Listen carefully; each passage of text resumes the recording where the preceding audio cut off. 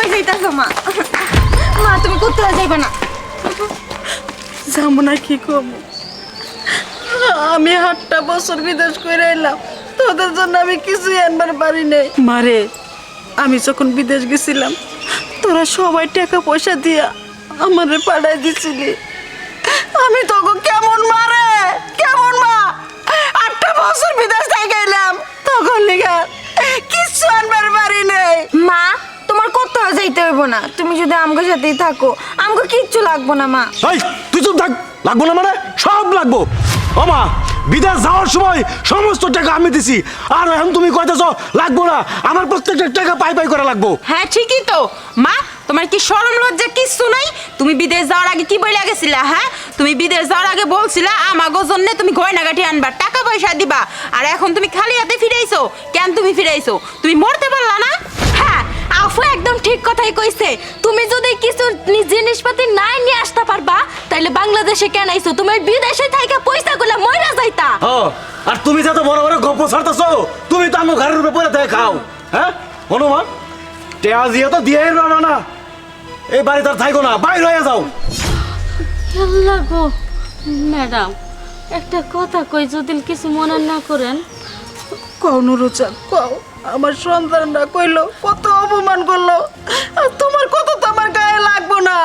ও madam, এক সময় আমার কিচ্ছু ছিল না, রাস্তায় রাস্তায় ঘুরে বেড়াইছি, না খায় না খায় কত জায়গায় কামছি, কত মানুষের দুয়ারও ঘুরছি, কেউ আমার ঠাই দেয় নাই। কিন্তু আপনি আমার রাস্তার থেকে টুকাই আইনে আপনার বাড়িতে কাম দিছেন। আমি আমি এখন অনেক ভালো আছি। আপনি মাসে মাসে আমার যে বেতন দিতেন ওই বেতনের টাকা দিয়া আমি একটা আমার বাড়ি বানাইছি। আপনি যদি কিছু মনে না করেন, আপনি আমার বাড়িতে থাকবেন, চলেন না ম্যাডাম। ও মা, তুমি এতটা বছর ধইরা বিদেশে পইরা ছিলা, তোমার সাইরা থাকতে আমার অনেক কষ্ট হইছে মা। আজকে যেহেতু আইছো, তোমার সাইরা আর আমি থাকতে পারবো না মা, আমি তোমার লগে যামুগা। চলেন ম্যাডাম। কারো কোথাও যেতে হবে না, যেতে যদি হয় ওরা 3জন এই বাড়ি থেকে বের হবে, তোরা না।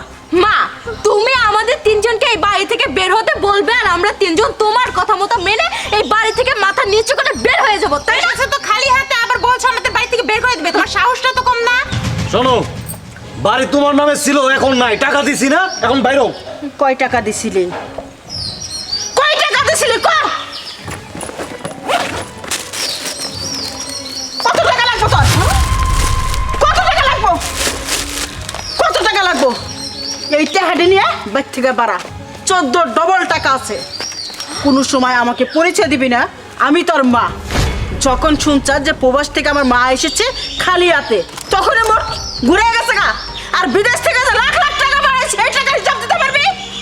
হ্যাঁ মা আসলে তো আমরা এসব কিছু মজা করে বলেছিলাম, তুমি সিরিয়াস নিয়ে নিয়েছো। আমাদের ভুল হয়ে গেছে, চলো চলো ঘরে যাও।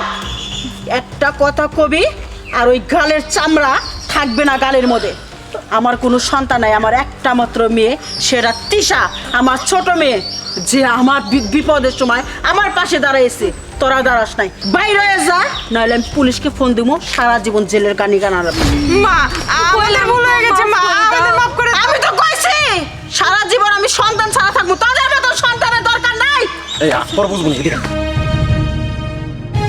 মা মাথা ঠান্ডা করো, ঘরে চলো। মারে, তুই আমারে এত ভালোবাসো, ওরাও তো সন্তান আসলো, কই মার লেগেও তো একটু দরদ করলো না। আর নুরুজা নিজের সন্তানটা বাড়ি থেকে বাই করে দিছিল, তুই এই আমারে জায়গা দিবার চাইছিলে। আজ থেকে আমার সম্পত্তি যা কিছু আছে আমি তখন 2জনের নামে 2 ভাগ করে দেবো। এখানে অনেক টাকা আছে, তোরা নিয়ে নে, আমার টাকা পয়সা দরকার নাই। আমার দরকার আমার একটা বোন আর আমার একটা মেয়ে।